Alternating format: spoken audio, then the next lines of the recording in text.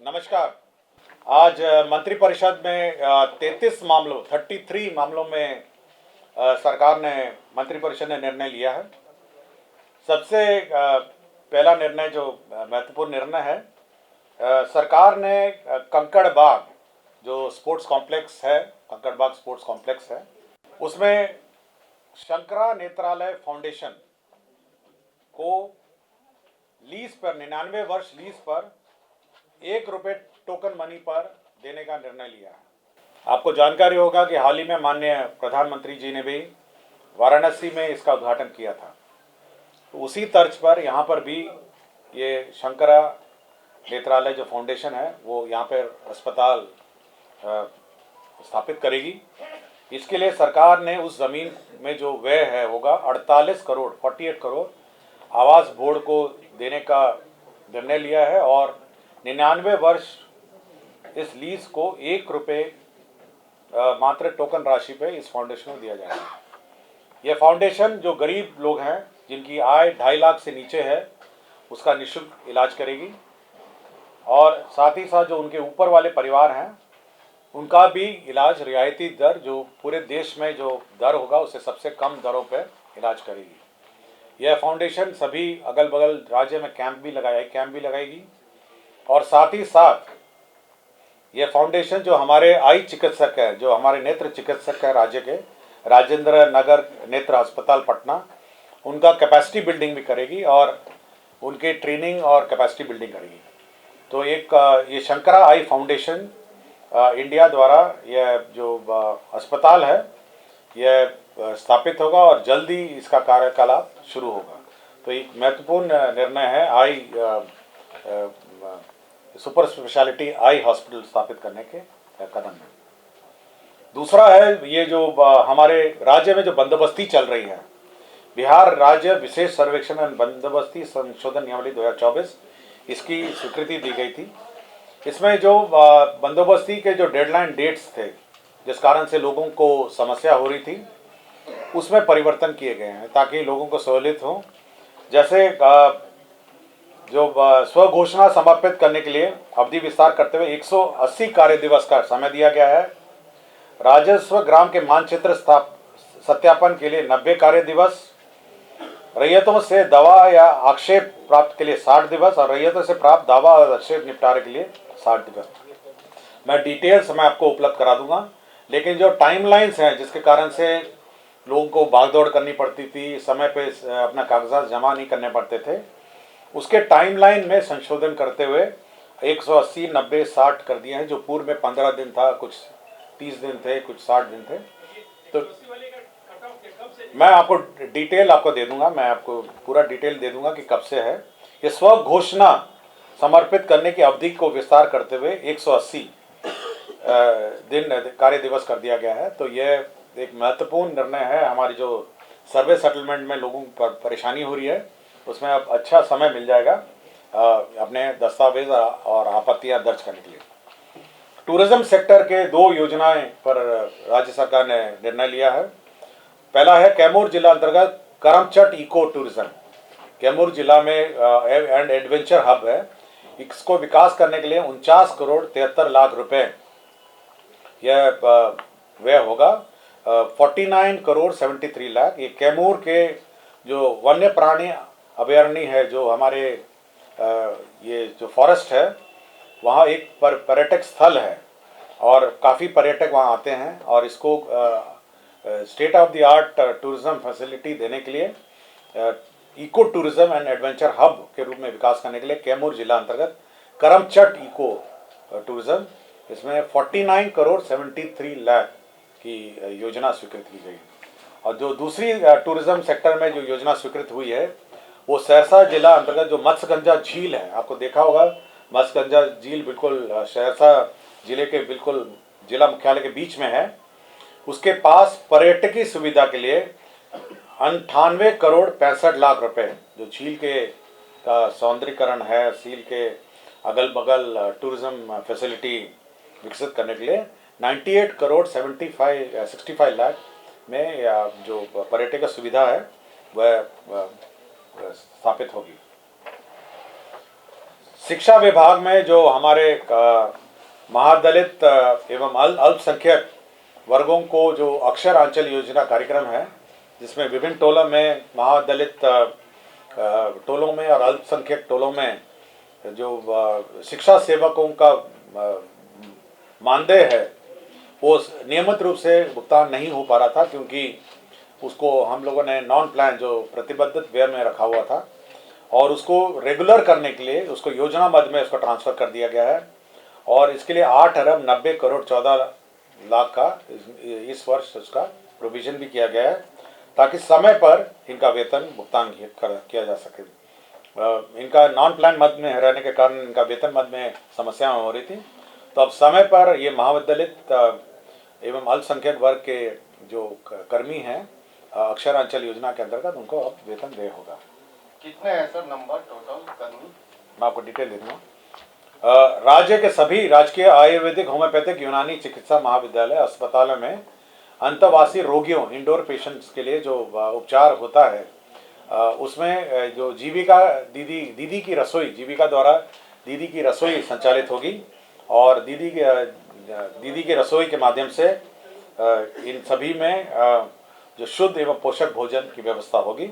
All राजकीय Ayurvedic homeopathic यूनानी महाविद्यालय और अस्पताल में, जहां पर भी इंडोर पेशेंट की फैसिलिटी है। सामान्य प्रशासन ने का एक प्रस्ताव था, जिसमें आपको याद होगा कि बिहार लोक परीक्षा अनुचित साधन नियमावली 2024 ये एक्ट एक बना था, जो बिहार लोक परीक्षा अनुचित साधन निवारण अधिनियम 2024 अंतर्गत जो एग्जाम में चीटिंग या अवैध जो कार्य करते हैं उन पर कड़ाई करने के लिए जो प्रावधान किए गए थे, उसी के जो रूल्स हैं वो स्वीकृति दी गई है। उसमें कौन अथॉरिटीज़ होंगे, क्या प्रोसीजर होगा, तो ये सब पूरा डिफाइन किया गया है उस एक्ट के अंतर्गत। फाइनेंस डिपार्टमेंट के 2 महत्वपूर्ण एजेंडे पे आज निर्णय हुआ। पहला है जो बिहार फाइनेंस अमेंडमेंट रूल है, इसमें जो प्रोक्योरमेंट प्रोसीजर है उस प्रोक्योरमेंट प्रोसीजर को आसान किया गया है, और विशेषकर इसमें जो भारत सरकार का जो GFR है, जनरल फाइनेंस रूल्स 2017 भारत सरकार का, उसमें जो प्रावधान थे वो हमारे BFR में नहीं थे। जैसे QCBS है, क्वालिटी बेस्ड जो बिडिंग है वो नहीं था, तो उसमें जो इश्यूज थे, और साथ ही साथ जो प्रोक्योरमेंट में कंसल्टेंसी प्रोक्योरमेंट में सब समस्याएं आ रही थी, उसको ईज करने के लिए जो बिहार फाइनेंस अमेंडमेंट रूल 2024 है उसमें संशोधन किया गया है। और विशेषकर जो QCBS है अब इसको इंट्रोड्यूस किया गया है, और प्रोक्योरमेंट नॉर्म्स हैं, इसमें जेम को क्लियरली डिफाइन किया गया है, सिंगल सोर्स प्रोक्योरमेंट डिफाइन किए गए हैं, सिंगल बिड प्रोक्योरमेंट डिफाइन किए गए हैं, और बहुत सारे अमेंडमेंट इसमें किए गए हैं। दूसरा, स्कीमों में जो स्वीकृति की प्रक्रिया है, जो शक्तियों का प्रतियोजन है, उसके संबंध में भी विस्तृत दिशा निर्देश एवं संकल्प पर आज स्वीकृति हुई है। इसमें सैंक्शनिंग लिमिट पे नहीं है, किंतु जो प्रोसीजरल इश्यूज हैं उस पर स्वीकृति दी गई है। मैं आपको डिटेल उपलब्ध करा दूंगा। मंत्री आवासन परिसर गर्दनी बाग पटना के निर्माण हेतु जो मंत्री आवासन परिसर है उसमें 78 करोड़ 28 लाख 59,300 78 करोड़ 28,59,000 का व्यय होगा। मंत्री आवासन परिसर गर्दनी बाग में निर्माण का। पावर सेक्टर में विभिन्न 3 प्रस्ताव आए थे।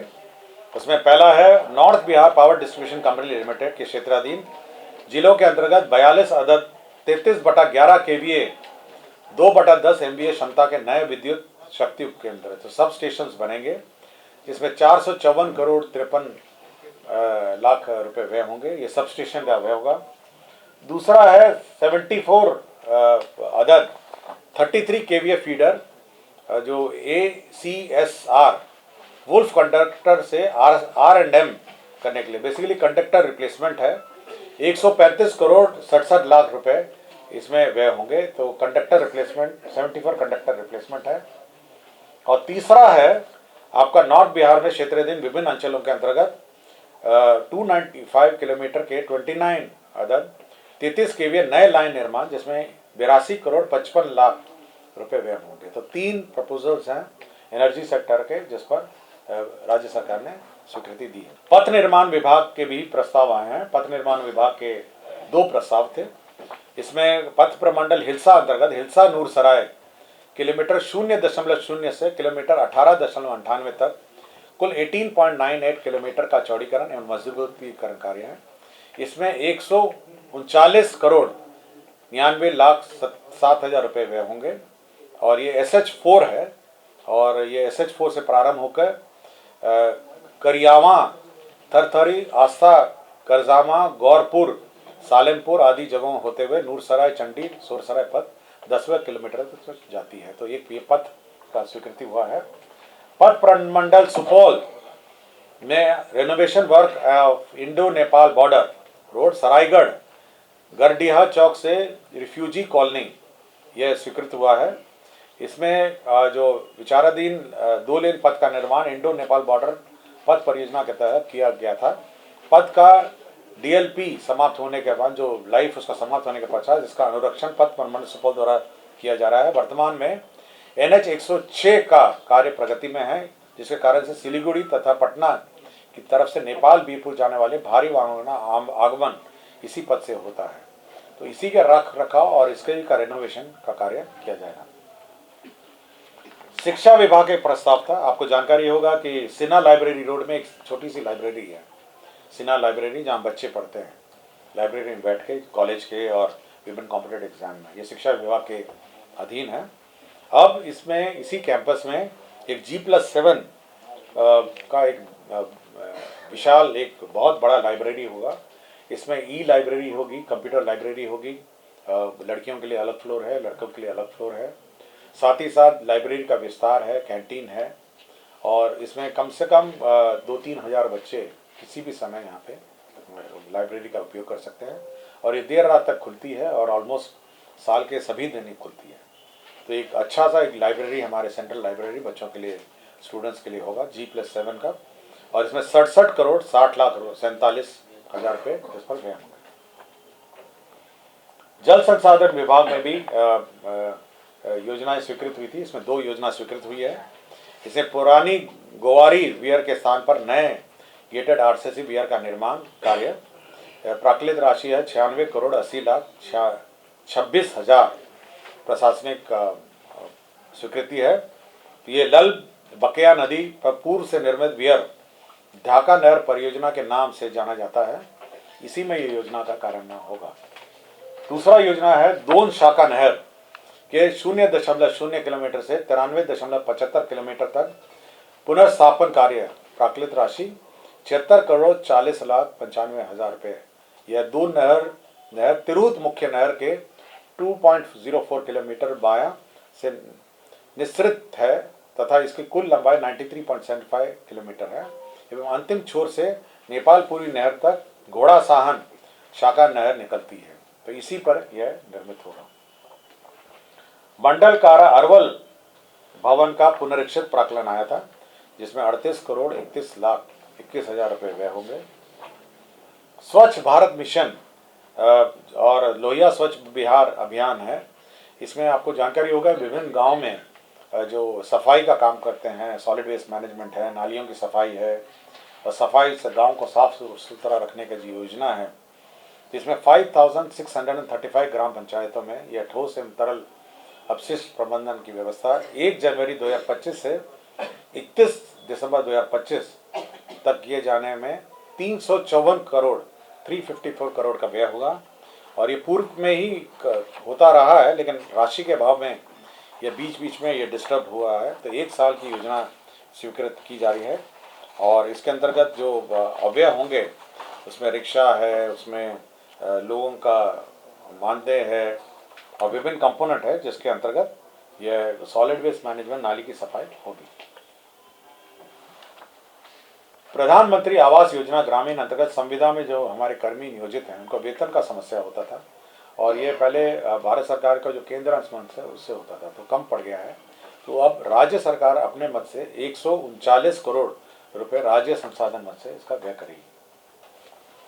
PRD जनसंपर्क विभाग के 2 प्रस्ताव थे जो आप लोगों से संबंधित है और सूचना जनसंपर्क विभाग में जनसंपर्क एजेंसी PR एजेंसी का जो चयन होगा वो उसमें QCBS quality and cost based selection पद्धति होगी। पहले जब L1 में होता था लोएस्ट मिनिमम में, तो उसमें सिलेक्शन में बहुत ही अच्छी कंपनियां नहीं आ पाती थी। अब क्वालिटी बेस्ड सिलेक्शन एजेंसी के चयन में होगा। तो जो PR एजेंसी है उसका चयन अब क्वालिटी बेस्ड जो पद्धति है उसमें होगा। साथ ही साथ जो सूचना जनसंपर्क विभाग में जो सोशल मीडिया एजेंसी है, जितनी सोशल मीडिया आज भी इस प्रेस कॉन्फ्रेंस में उपस्थित है, तो पहले L1 में अगर चयन होता है तो बहुत कठिनाई होती है और क्वालिटी में भी कॉम्प्रोमाइज हो जाता है। तब सोशल मीडिया एजेंसी का भी quality and cost based selection पद्धति के आधार पर चयन होगा। स्वास्थ्य विभाग में 2 काडर का परिवर्तन किया गया है। स्वास्थ्य विभाग बिहार पटना के अंतर्गत बिहार परिचारिका संवर्ग नियमावली 2019 को निरस्त करते हुए बिहार परिचारी संवर्ग नियमावली 2024 का गठन किया गया है। इसी तरह दूसरा एक संवर्ग है स्वास्थ्य विभाग का उपचर्या शिक्षण संवर्ग नियमावली 2019 को परिवर्तित करके बिहार उपचर्या शिक्षण संवर्ग नियमावली 2024 का गठन किया गया। अब पद सृजन के मैं प्रस्ताव लेता हूं। पद सृजन में जल संसाधन विभाग के कार्य के निष्पादन के लिए तकनीकी परामर्श प्रदान करने के लिए अभियंता प्रमुख मुख्य अभियंता के समकक्ष एक तकनीकी परामर्शी के गैर संवर्गीय पद का आदेश निर्गत की तिथि से 2 वर्ष के लिए अस्थायी रूप से सृजन है। जयप्रकाश नारायण जो विश्वविद्यालय है छपरा में कुल 8 स्नातकोत्तर में 24 शिक्षण एवं 8 शिक्षणोत्तर कर्मियों के पद यानी 32 पद तथा भोला प्रसाद सिंह महाविद्यालय भोरे में गोपालगंज में 14 शिक्षक एवं 10 शिक्षकोत्तर कर्मी के पद यानी 24 पद, BMA कॉलेज बेड़ी में 12 शिक्षकों के पद एवं मुरक्का कॉलेज भागलपुर में 4 शिक्षकों के पद अर्थात शिक्षक कुल 54 पद तथा शिक्षकोत्तर कर्मियों के 18 यानी कुल 72 पदों के सृजन की स्वीकृति प्रदान की गई है। डॉक्टर APJ अब्दुल कलाम में भी 2 पदों का सृजन हुआ है। इसमें के अधीन अभियंत्रण तकनीकी सलाहकार का 1 पद और विज्ञान सलाहकार का 1 पद। ये जो अब्दुल कलाम APJ कलाम का साइंस सिटी उसमें 2 पद सृजन हुए हैं। और PhD लोक स्वास्थ्य अभियंत्रण विभाग में जो पद थे 821 स्वीकृत पद है, उसमें 493 पदों को प्रत्यापित करते हुए उनके स्थान पर कार्य निरीक्षक यांत्रिक के कुल 493 पदों का सृजन करते हुए उक्त पद का कार्य दायित्व निर्धारण करने है। पंप ऑपरेटर के शेष 328 पदों का विभागीय स्वीकृति आदेश में अंचल स्तरीय पंप ऑपरेटर इलेक्ट्रिशियन नियमावली 2014 में वर्णित पद सोपान के अनुरूप पुनर्गठन। तो basically reconstruction of the cadre किया गया है। और लास्ट में ये है CDAC से एक नॉमिनेशन अग्रीमेंट हुआ है जो सिग्नेचर होता है हमारे रेवेन्यू दस्तावेजों में, उसके लिए CDAC से एग्रीमेंट हुआ है ताकि वो साइन हमारे रेवेन्यू रिकॉर्ड्स हो सके। और बिहार कृषि सेवा के कोटि के 8 मापतोल के समूह क एवं समूह ख के पद सृजित हुए हैं। इससे बिहार कृषि सेवा के जो मापतोल के पद हैं अब सभी जिलों में होंगे। पहले कुछ ही सिलेक्टेड जिलों में थे, अब सब जिलों में मापतोल होंगे। तो यही आपके 33 एजेंडा थे। धन्यवाद।